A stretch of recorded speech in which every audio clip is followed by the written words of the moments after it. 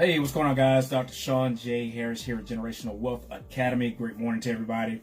Listen, I want to talk about a few things real quick. Let's talk about what I call the grocery store effect. Oftentimes, people tend to throw the whole idea that someone may share with them out the window because of one or two things they didn't like. So, with the grocery store approach, think about this. When you go to the grocery store, you get your shopping cart. And you start navigating up and down the aisles, and you pick what you want. Me, for an example, I don't eat tofu, I don't eat caviar, I don't eat anchovies, I don't even like fish. So you guys see that certain things that I don't like, I don't put it in my cart, and I keep moving. I like plain regular bread, I don't eat pumpernickel bread, I don't eat rye bread, so I leave that on the shelf and get what I want. So as you navigate up and down the aisles, you purchase things that's going to be necessary for you, things that you like, or that's going to benefit you or your family. So it's the same thing with taking advice. Many times I hear people say, well, I don't like this particular person for whatever said reason. But that still does not minimize or take away the value of what they're saying. There's one person in particular that I can think of that I know some people may not like their approach or their tone when they're speaking, but it still does not eliminate the value of what they're talking about. So again, you guys probably heard the old saying where it's like, hey, slide the meat off the bone, eat the meat, throw the bone away, or spit the bone out. Okay, it's the same thing when you're getting information. Take what resources you can get, and it's going to be of value add and benefit to you, and run with it. So again, when you're in the grocery store, you just get the things that's important to you. You don't have to worry about the rest of it. So we have to be careful who we listen to. You guys hear some of the things I talk about. The three changes that changed for me was what I read, who I associated with, and how I use my time. Well, who I associate with also plays hand in hand with who I'm listening to. So again, you got to listen to people who are in life where you already want to be. There was a video going around about a week ago that was kind of viral, and this young lady was saying that you should get advice from people on your level and not multimillionaires or billionaires.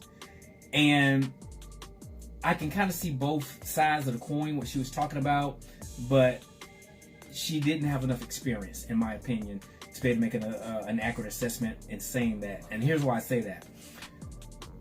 Many people who are starting a mom and pop business, small business, they tend to want to go try to follow the strategies that Elon Musk is following. Now, yeah, if you're running a local hardware store in your local city, you can't compare Elon's business or Steve Jobs type business to your business. You can take the fundamental principles of business and run with that, but it would be more suitable for you to go to your local city or town and find someone who has a nice sized business, whether it's a restaurant, whether it's a dental office, somebody who's very successful in your area, and get advice from them because it'll be more suitable. But that still doesn't mean I'm throwing out what Elon Musk is saying. I'm not throwing out what Steve Jobs, Dan Cathy, David Stewart. I'm not going to throw out what they're saying because they built multi-billion-dollar businesses. So again, you have to learn how to use the grocery store approach when you're getting your information. So this all goes back to just getting coaching. You know, whether you coach by me, just get coached by somebody. It doesn't have to be me. But put yourself in a position where you can learn different strategies, blueprints, techniques from people who are already proven to be where you want to be, perhaps. One thing about Tara and I, we're always in the mode of coaching. We keep coaches on speed dial. One of the key things is you're probably watching this video on a phone. You got to ask yourself, how valuable is your phone? Do you use your phone to play games? Do you use it just to scroll on social media?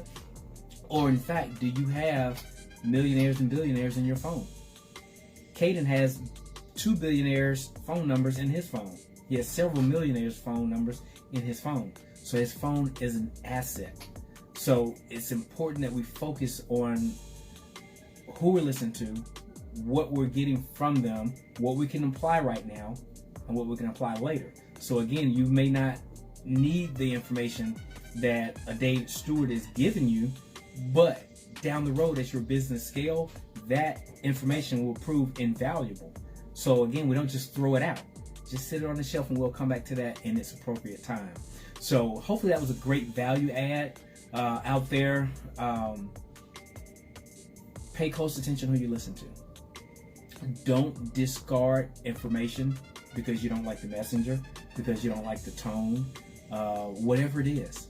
So we're closing out 2022 as I'm making this video. We're going into 2023, go in it with momentum, make major impact. But most importantly, if you want to accomplish those goals that we may not have hit this year, we may not have even hit last year, that you put on the list for this year, and you still didn't hit them, that means we got to do something different. We can't keep doing what we did yesteryear, thinking next year is going to be any different.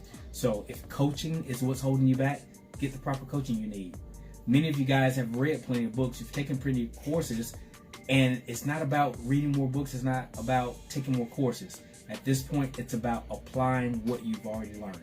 All right, guys, I'm Dr. Sean J. Harris. Make major impact and make money.